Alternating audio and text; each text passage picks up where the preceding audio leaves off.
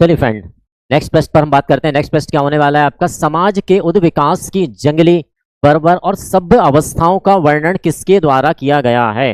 देखिए, कई प्रकार की हमारी अवस्थाएं बताई गई कि समाज का जो उद्विकास है वह किस किस प्रकार से हुआ है। इसमें 3 अवस्थाओं की बात हम कर रहे हैं कि जंगली, बर्बर और सभ्य अवस्था की बात किसके द्वारा की गई है। ऑप्शन है आपके मॉर्गन, जॉर्ज सीमेल, डी लर्नर या सी एच कुले। तो किसके द्वारा की गई है फ्रेंड, यह की गई है मॉर्गन के द्वारा। किसके द्वारा बताया गया है कि समाज के उद्विकास की 3 अवस्थाएं होती हैं, किसके द्वारा बताया गया फ्रेंड, तो यह बताया गया है मॉर्गन के द्वारा। क्या क्या बताई गई इन्होंने द्वारा, जंगली में यह बताते हैं कि एक ऐसा समय रहा जब व्यक्ति मांसाहार यानी कि सिर्फ अपनी शारीरिक आवश्यकताओं की पूर्ति करना जानता था। फिर दूसरी अवस्था में यह बात करते हैं कि एक ऐसी अवस्था है जिसे इन्हें नाम दिया बर्बर अवस्था। अब बर्बर अवस्था के अंतर्गत यह क्या बताते हैं, बर्बर अवस्था में इनका कहना रहा है कि एक ऐसा समाज इस समय बना जिस समाज ने कहीं ना कहीं अन्न उगाना प्रारंभ कर दिया, यानी कि ये कह सकते हैं कि पशुओं को पालना प्रारंभ हो चुका था।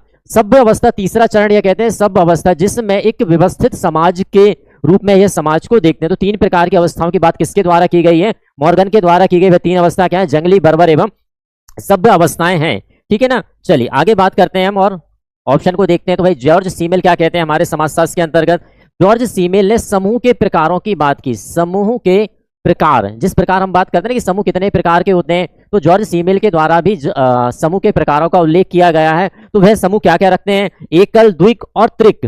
कई बार पूछा गया है एक एग्जाम में, एकल, द्विक और त्रिक समूह किसके द्वारा दिया गया है। तो फ्रेंड यह दिया गया है जॉर्ज सीमेल के द्वारा। किसके द्वारा दिया गया फ्रेंड, जॉर्ज सीमेल के द्वारा यह दिया गया है। डी लर्नर की यदि हम बात करते हैं तो डी लर्नर ने हमारे समाजशास्त्र में क्या योगदान दिया है, डी लर्नर ने आई थिंक मैं भूल रहा हूं, एक महत्वपूर्ण कृति है इनकी, हाँ, the passing of traditional society, the passing of traditional society, traditional society. यह पुस्तक किसकी है, यह पुस्तक है डी लर्नर की। चलिए सी एच कुले की बात कर लेते हैं। तो सी एच कुले ने क्या महत्वपूर्ण योगदान दिया, देखिए सी एच कुले सबसे पहले बात करते हैं प्राथमिक समूह की बात किसके द्वारा की गई है।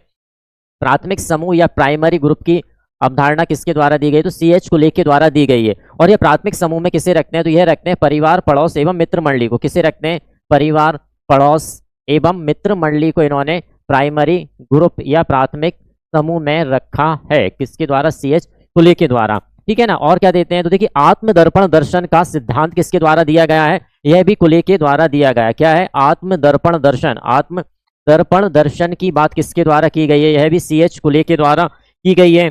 और बात करते हैं तो अर्ध प्राथमिक समूह की बात, किसकी, अर्ध प्राथमिक समूह की बात, प्राथमिक समूह की बात भी किसके द्वारा की गई है फ्रेंड, यह भी सी एच कुले के द्वारा की गई है।